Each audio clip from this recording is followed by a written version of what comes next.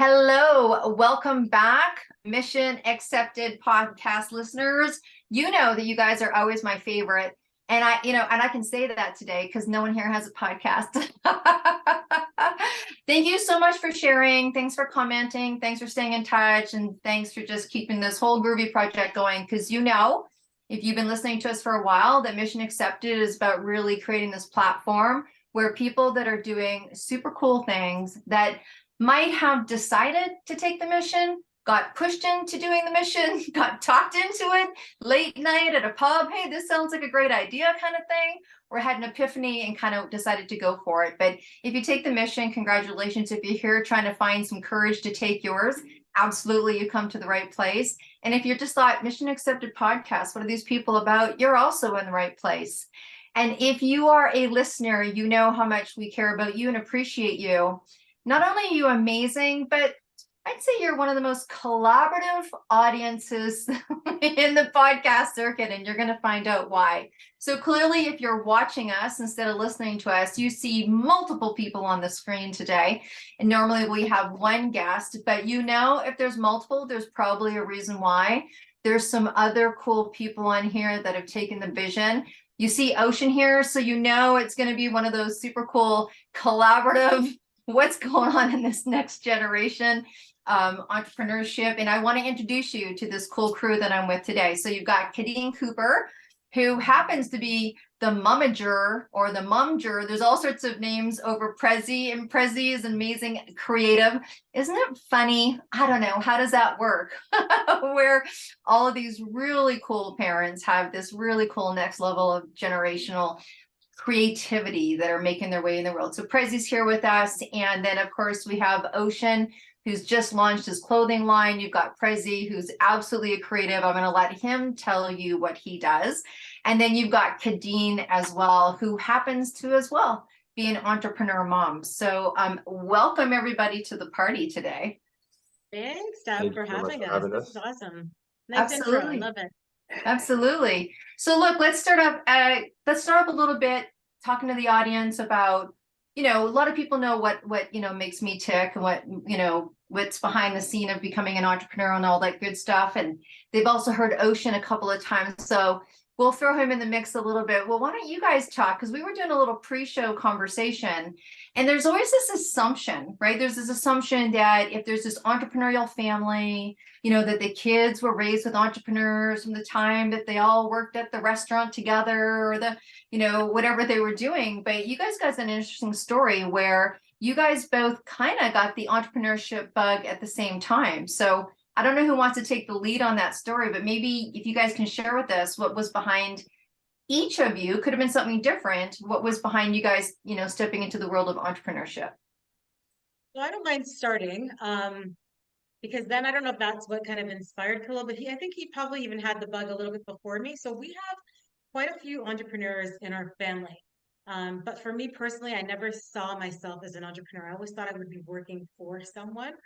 And then in 2019, I decided to quit my job, and it wasn't something that I did. It may have looked like it was like instantaneously, but it was something that I was, I think, kind of pruning myself for, not as an entrepreneur, but just to make a shift or a pivot in my career.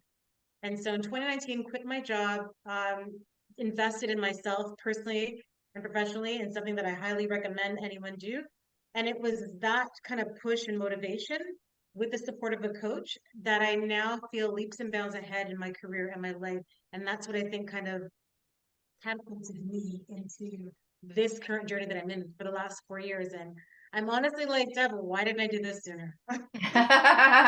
Well, there you go. That's a great, that's a great t-shirt. There you go. Should make that one, hashtag, why didn't I do this sooner? Right. I think we talk about that in the different play of entrepreneurship. It's like, a lot of times people have really thought about it for a long time. And then there's a podcast they go on to, or there's a book that I always say there's a book that falls in front of them, or there's a line in a movie. And it's like, you hear that line and it's the pivotal point that goes, okay, enough already.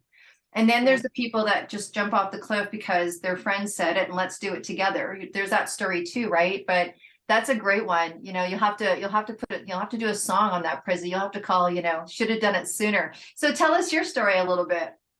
Well, kind of just to piggyback off of my mom, I guess you could say in the sense of the where things had kind of started. My mom kind of, I guess you could say, was the first person within my immediate family to start the entrepreneurial journey. And then me kind of graduating from school during the pandemic, which is a very trying time for a lot of people. So during that period, I did a lot of self-reflecting, and I was just thinking to myself, I'm like, I've always had this dream to pursue music, and I felt that I did a lot of the things that, the society that always tries to push on us in terms of, getting your education, making sure you get that, and then anything else afterwards is up for grabs. So once I did that, I felt like, okay, I still had this itch that was telling me that you did everything else that was everybody was expecting you to do, but you didn't give your dream, your passion a try. So once I seen kind of how the direction of the uncertainty that the pandemic caused, it made me do a lot of self-reflecting and just saying, well, if not now, then when? So that was kind of the big leap that I took in 2020, where I was able to, just say, I'm going to give it a try despite what's happening in the world. So 2020, I was able to put out my first song. And since then, I've just been gunning for it and just making sure that nothing really is holding me back other than myself.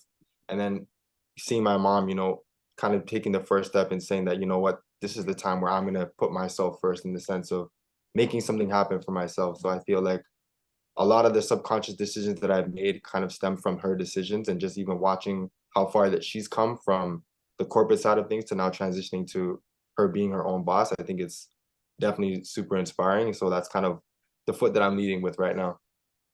That's very cool. Thank you so much. And Ocean, not everybody's heard your story. We've been on a couple of times with some really cool people talking about this generational entrepreneurship thing that honestly is waves. Like, Kadine, I don't know if you're having that experience, but Oh yeah. as soon as, so even at Ocean's launch that just happened, I had a whole bunch of women call me after, and they're like, my kid's 10, my kid's 12, my kid's 11, my kid's 9, my kid's 13. Like, I'm so like, hey, how did you do it? What did you do? And I'm like, even me and my CMO were talking this week. We're like, okay, we got to incorporate this. Like, maybe we got to do a separate YouTube channel for it. But there's this huge wave of allowance, right? That we probably didn't have so much, maybe a little bit generationally different. So Ocean, what about you? What made you decide to jump into the entrepreneurial pool? I've always wanted to do it when I was younger because I was always a big sneakerhead, and sneakers and streetwear always went together. And so I always see like everywhere and like everyone having their own line, and it was just like stuck with me. So I wanted to even learn how to make sneakers. So we waited, what was it, a couple of years. I asked mom if I could. There's a guy called Shoe Surgeon, and I wanted to go like the straight year, but it was like mom was like, "We'll hold it off and see, maybe it gets cheaper or something, or see how it goes." Because it was expensive classes going down to LA and then the whole everything, so it was already expensive, but it kept going up and up, and so we went, and mom always told me like, "Let's hold off a little bit and see if you really like it," and so it's always been there, and I've always wanted to do my own thing. I'm a little stubborn, so I don't like when people tell me what to do. So that was another big reason. But having my own, like, always thinking about like having your own free will and being creative with it, and having your own designs and like artwork and all that stuff. I always wanted to do that, so it's always been in there. And then mom helped me make it into an actual brand and actually fully succeed in it now. So we've been doing like the first live. And seeing people wear clothes, it's like that you made. It's insane to see. Like seeing other people wear it is crazy to me. Well, I think, thanks, Ocean. I think that, it was very different for me. It's funny, Prezi, because I came from the music industry. And I was like, I kind of hit a wall, and I kind of had my moment, and then I went into an industry. I fell in love with the holistic health sciences, and I went that route. And there wasn't even anywhere for me to go get a job because holistic health wasn't like super cool and groovy, 25, 30 years ago. So I kind of became my own practitioner and started it that way. And I think a lot of people break into a ground or break into an industry and there really isn't anywhere for them to go. So they have to they have to carve their own path a little bit. So it's really interesting how we all kind of have our own thing. And ironically, creativity is a big part of it. So Kadine, you are probably the most recent that's gone from, this corporate world. So what's it like now to have Ocean's got this, full disclosure kind of way of thinking like, hey, I just want to make my own way. And Prezi's also seriously creative and is able to, he's creating his own music, right? And so what was it like for you? What was the transition? I know it's exciting now, but, jumping off that cliff or making that decision, coming from something that's pretty, safe and secure and a little cushy. Yeah. And look at your family, right? We know that we've got, we've got bills, we've got mortgages, we've got rents, we've got foods. It's a different decision-making process, I think, when you've got people that are relying upon you. Yeah, definitely. So I think for me, it was, I had a bit of a cushion. Like I knew once I made that decision, I'd be okay for at least 2 to 3 months to kind of take a step back to kind of reset and figure out how I wanted to move forward. One of the biggest challenges or learnings for me was not because you can means that you should. So in the corporate world, I was known as this, C-suite, senior level executive. And it was like, okay, how do I make that pivot or transition to rebranding myself? So I would get opportunities. So after I made the decision to leave, I would get offers and opportunities to go back into the role of like recruitment and HR. And it was hard for me sometimes to say no to it because I was like family, mortgage, all of those things. So I did. I went into it, left, went back into it, but soon realized that it wasn't serving me, that I was clearly not fully invested in my true dream and passion to do my own thing, to start my own practice. So I learned quickly that not because I can do something means that I should do it. And so now I'm very clear on my values and kind of what I want to do moving forward and how I want to show up. So it definitely took some, ebbs and flows and stuff to get clear on it. But I'm glad that I went through that process because now I know definitely when I say yes to something, it's a yes. And when I say no to it, it's a no. Yeah. Prezi, maybe talk a little more about what you do, because obviously, you just mentioned that, a song. So maybe you share with our audience, are you a songwriter? Do you sing? Like, what's your passion? What have you turned into your own business here? I feel like being a musician, you kind of by default end up wearing multiple hats. I feel like even Ocean can attest to this as well. In terms of when you're running your own business, or just a creative in general. So for me, I'm primarily an artist. I'm a vocalist that specializes in hip hop and R&B. But when it comes to the behind the scenes or putting things together, I'm the creative director. I'm the storyboarder. I'm my own stylist. I'm maybe even the co-director in terms of, let's say, the visuals and how things play out in that sense. So I'm pretty much doing everything under the sun in terms of when it comes to a final product, when it's either from a song perspective or if it's the visual aspect, just playing all the roles and having a say in everything that happens.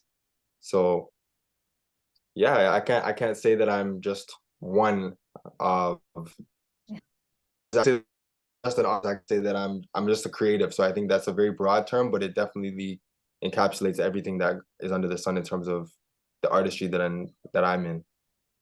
Absolutely. I think Ocean touched on it a little bit. So when people hear about people taking the lead, particularly coming from a bit of a creative, which, you are both from, but entrepreneurship has its own creative game, right? Yeah. It's its own creative game. And I think you just nailed it about how many hats you wear.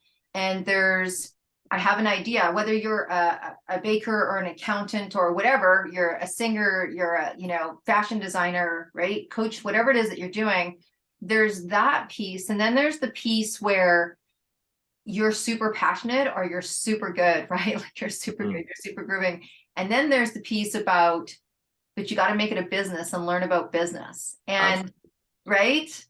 so I gotta ask, because the cool thing is not every interview we do has like entrepreneurial parents and entrepreneurial kids. Like, is there anything that you've watched and look at, this is open game here? Like, is there anything that you've watched that you're like, that's not something that I think I would do, and or that's something that I'm really going to do, that you've learned from your mom being an entrepreneur? I guess you could say from the marketing standpoint, or even I guess you could say the financial aspect of certain things.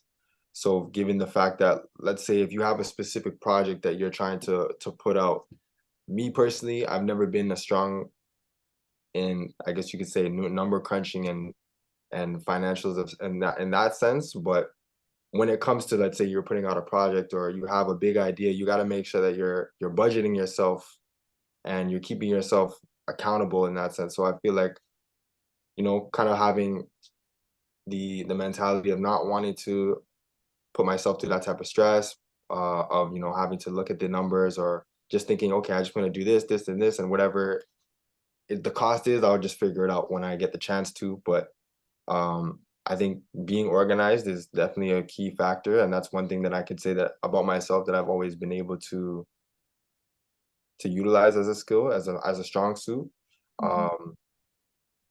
Yeah, so I definitely say, the financial side of thing. In terms of marketing, you want to make sure that you know who your target audience is. So I feel like, yeah, you want everybody to listen to your music, but you got to understand as well that not everybody is going to like your music. So you got to find who it is that you want to target your music to, so that way you're capitalizing on, you're finding your crowd, so to speak. That's really what it's all about. So I think even my mom, she can attest to that as well. In terms of when you're first starting out, you're trying to get as much exposure as you can. You want everybody to look at you, and then as you go and you grow, you realize you got to take a step back and say, okay, these are actually my type of people. These people might support me, but they're not my core foundation of who I can say that every single time that I put something out, I already know without a doubt that they're going to be gravitating towards it. So I think definitely making sure that you're marketing yourself and putting yourself in the right spaces is definitely something that I've learned, and I've always heard my mom stress about, is making sure, you're connecting with the right people. Be around the people who support you and who are going to uplift you, whether that's, family, friends, or even just your crowd, just your audience.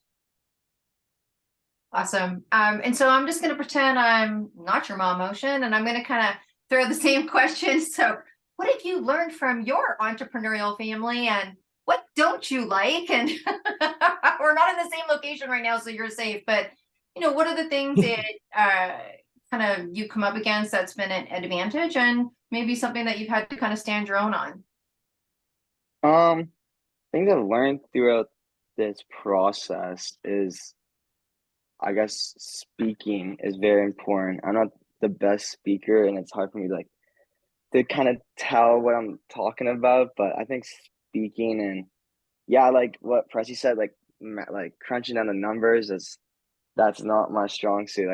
It's hard for me to think about all those little things, but all the tiny little details that go into everything, like even the website, your team, the stitching. I mean, like I learned how to make clothes, so in the future, definitely we'll be doing more custom stuff. But even before that, like all the little things, I didn't realize how much like details there is into this. Even, I mean, setting up for the event, we prepared that for months in advance, and that was still like the day before. We're still like, I got my cousin, and he was cutting out the stickers and all those little things. So, I mean, it's a process. It always takes time, but I think I have fun so far with it. The journey's been cool. I think it's always worth it at the end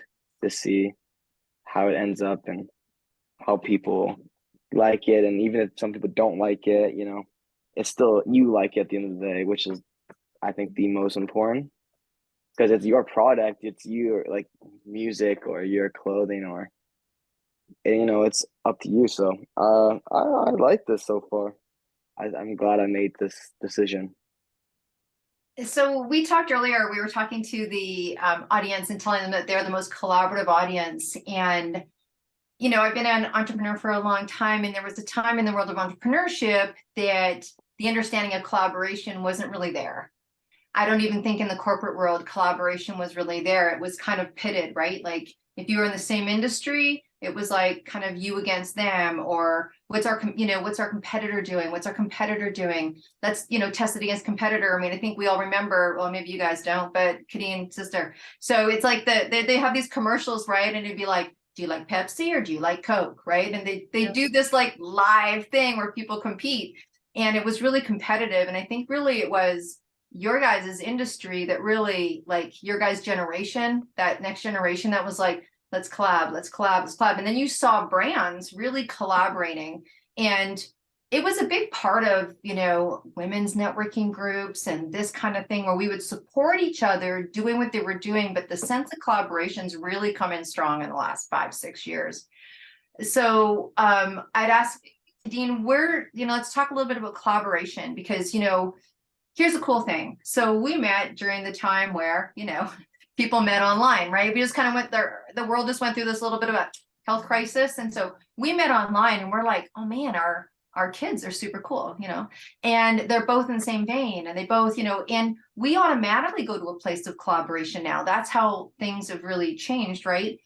And Yeah. so maybe talk a little bit about how collaboration from, you know, where you are in your business, we know where it is and these guys can talk about it, but how's it benefited you?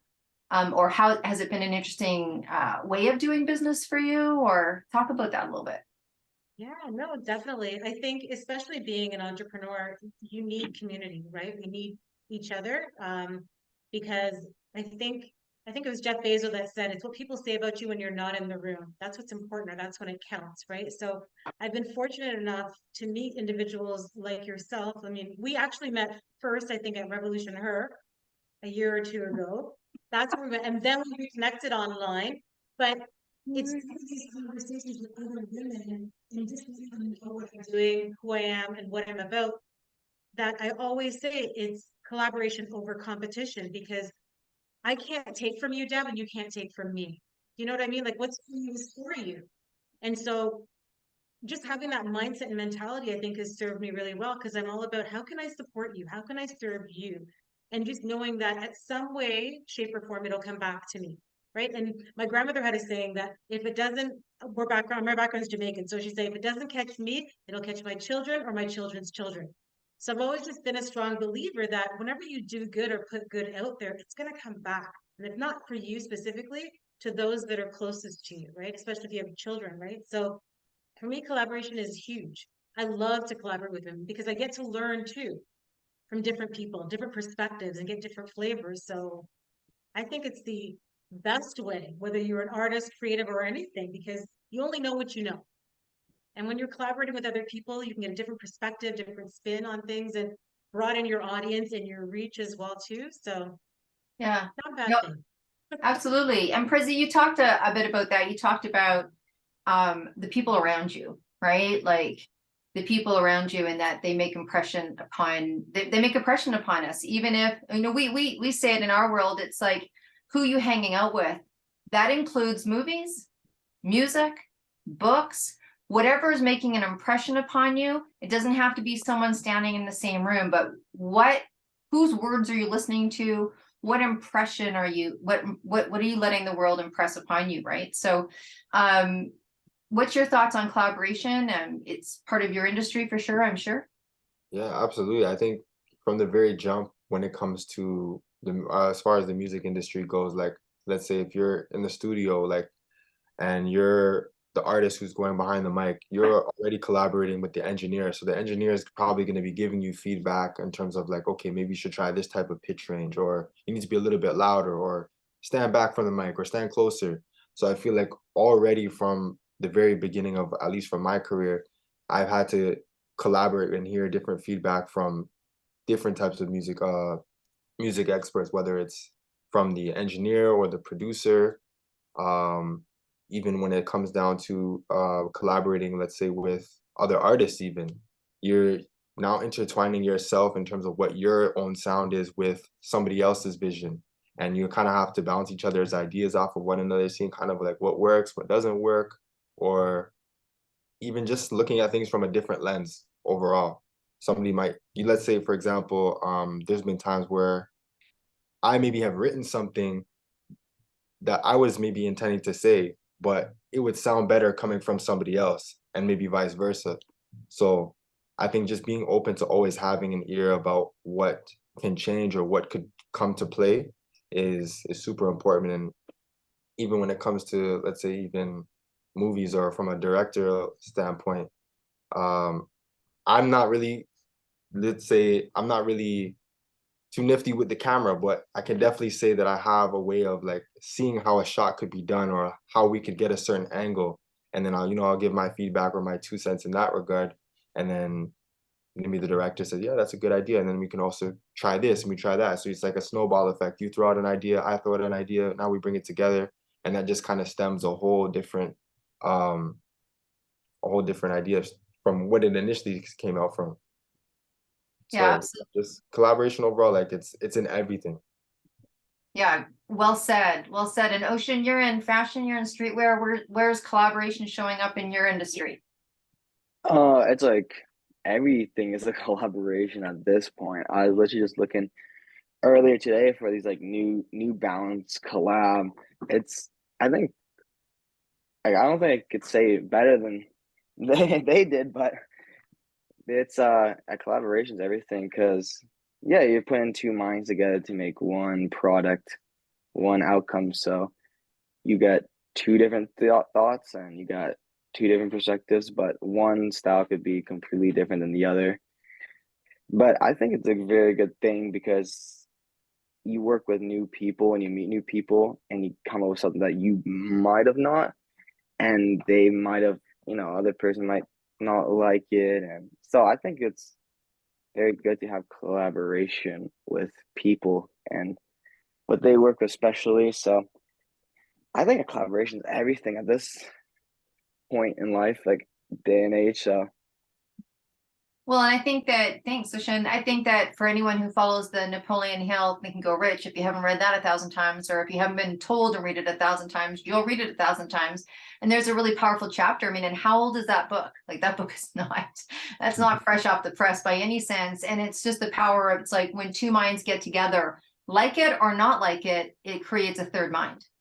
Yeah. Like that's just the energy and the essence of what happens. And so again, Prezi, I just love what you said about just like being really clear with who you're playing with, right? Being clear with who you're playing with. So look, I know that we're going to be seeing each other soon. We're doing a collaboration, right? And I love that we're all going to be in the same room. I think that's just, there's nothing better. And there's this really cool photo shoot that's going to happen with Ocean's clothing, and then supporting, like, you guys having the clothing and us supporting your music, and me and Kadine doing what we do on the side with 262 and all the groovy stuff that's going on there. And it just makes for such a powerful impact. And I think, even when you're looking at aligning with brands, right? So like Ocean for his opening had a, alcohol sponsor, and looking at through that lens that you talked about, Prezi, it's like, so what's their mission? What's their message? Does it match our mission? Does it match our message? Is it completely different? Like what brings it together? What's that piece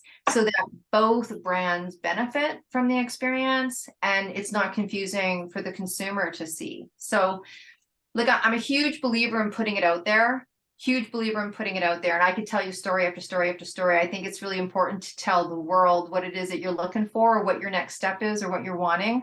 So I'll start with your mom, but hey, like if all dreams came true, by the end of the day, what is it that you want the world to know? Like, tell people where to go see you, tell them what to listen to, like, what is it that you would like for your business right now? And let's put it out there and let's see it reverberate. So Kadine, let's start with you.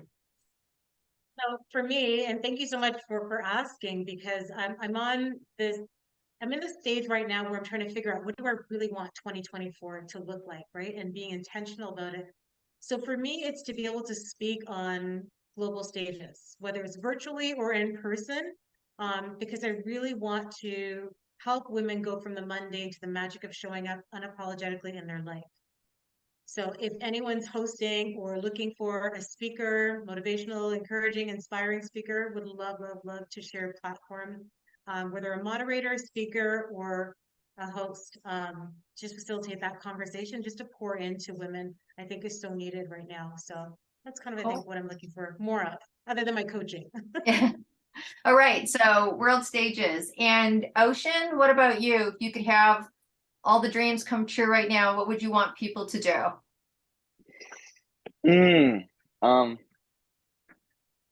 Honestly, just I don't know. It's a hard one to think Well, about. as your momager, you did just launch a website and you did just launch Oh, a Patreon page. So you might want to tell them to go there. yeah, I mean, definitely check the Patreon and website for sure. The Patreon, you could start from $3 a month, and with that comes exclusive little items, things like that. It's a good way to help support my brand and support it getting out there. And then it's called Natsukashi Inc. So spell it out as NATSUKASHII, and then Inc. is INK. Cool. Check out the website. All right. And so, and plus Kadine stuff's going to be there and Ocean stuff's going to be there in Prezi. Yeah, so I guess you could say kind of for me, in terms of the impact overall that I want to leave with people is just for anybody who has a dream to just go ahead and chase that dream. Like it's not gonna come easy, it's not gonna come overnight. But if you got something that's been itching you for the longest time to tell you to give it a try, just because you know you haven't given the opportunity or the environment for it to grow, do that. Just never stop believing in your dream just because somebody else says that you can't do it or it's too late or you're too young or whatever the case might be. You gotta block out that noise and just fully immerse yourself in your craft. So for me, at the top of this of 2023, I had released a song called Endless Grind.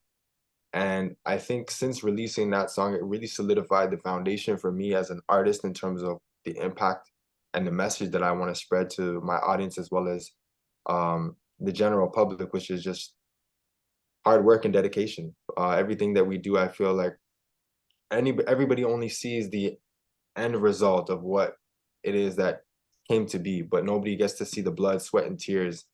And there's a lot that goes into it. I feel like for any entrepreneur, there's the sleepless nights that nobody gets to see, but they're just like, oh man, I love this or I love that, but they don't know that I stayed up or I haven't slept since maybe the last time that they seen me. So for me, in terms of, I guess, just what I want to let people know is just keep going hard, just keep grinding. You're gonna reap the fruits of your labor at some point. It may not be now, but when you do, it's gonna be the best feeling. But at the end of the day, you just gotta keep going and put your best foot forward and know that you're on the right track. Very So I cool. want to, I say I'm going to pull a momager too, Deb. Ooh, I love it. That's a new trend. #, pull them Yeah, up.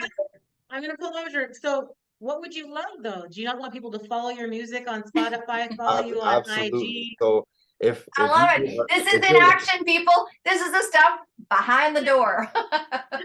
well, just like my mom, just like she said, yeah, in terms of, you know, anybody who's looking to, I guess you could say, have inspiration in terms of where to look for pushing that endless grind, on Instagram, that's my main platform and that I use on social media. So you can follow me at the Don Prezi, TheDonPresi, and I'm on all streaming platforms. So if you're on Apple Music, Spotify, Amazon, YouTube, you can just search my name, Prezi spelled PRE $I, and you can check out all my music that's out. And if you're looking to, book someone for an opening act or, headliner, just, follow her at Prezi. Yeah, absolutely. All right, so Prezi's agent is on, and we're gonna put her. No. This is perfect. I think this is actually excellent because people ask, and I just talked with my CMO, and we're like, I'm gonna be spending some time this year helping in this arena, right? Of this multi-entrepreneurship, but this is the stuff that happens when you get, like, when the podcast is over or when the interview's over or when the meeting's done, and it's that collaboration with each other where that's where the learning happens, right? Hey, you didn't say this, or hey, you could say this. And then Prezi gets to come back and say, I didn't want to say that. And you're like, okay, how does that work? Right? Like, how are those dynamics after? But definitely opening act, closing act. If you want to, you got it. All right. So look, you guys, thank you so much for being the very cool audience. And thank you so much for being cool guests on Mission Accepted podcast, and to throw my hat in the ring with these incredible people. Really 2024, I mean, who knows when you're listening to this podcast, because we're really good at marketing. You could be listening to it in the end of 2024, but going into the new year, it always makes you think, who am I going to be next year? What is it that I want to accomplish next year? What does next year have unfold? Because we have our agenda, and then somehow the universe can make it its own agenda, and that gets funky as well.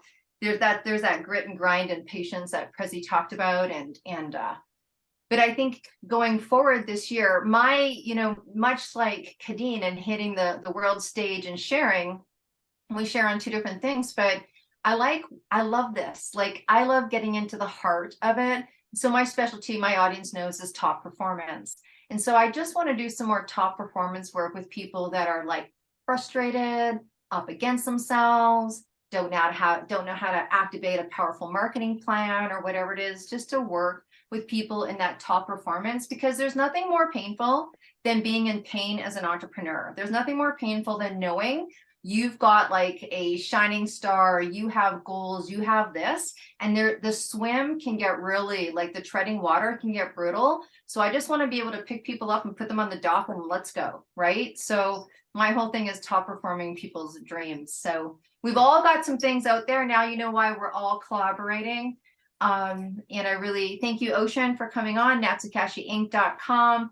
Prezi, look them up on Instagram, Spotify. Kadine Cooper. Kadine Cooper is also with the 262 project, where we're platforming over 400 women doing their thing in solidarity for International Women's Day for women and those that support women. So thank you for being incredible listeners and sharing this. We will send some pictures of us getting together live. So with that, you guys, thank you so much. Oh, I know, I can hear my other voice. I can hear my other voice before we end. Dun, dun, dun. I can hear my other voice. If you want to know who that is, it's Dorothea. She's in my head. And Dorothea is screaming at me right now going, you are not ending this podcast. My listeners are screaming, you're not ending this podcast, because there's a question that I haven't asked all of you. And Prezi, this one's going to be super tough for you. So I'm going to start with your mom. And don't make it difficult. It's the first one that comes to your mind. And here it is. Ta-da! We are all going on a desert island individually. You're all going to your own island. We're not going to the same one. And you are packing your suitcase, and you have room in your suitcase. Kadine knows, she knows it's coming. One album. You get to take one album in that suitcase to that private island that you could not imagine listening to for the rest of your life. So I'm going to ask Kadine, what would that album be? Oh my gosh, it would be probably My Life, Mary J. Blige. All right, Prezi? I would have to say I'm going to take it back to my childhood. So just briefly, just a little background. I remember, like, when I was 7 years old, my mom, she took me to HMV. I know that doesn't exist anymore, but she had taken me there, and I bought my first 2 CDs. It was a reggae CD, TOK, and the other one was Bow Wow, Wanted.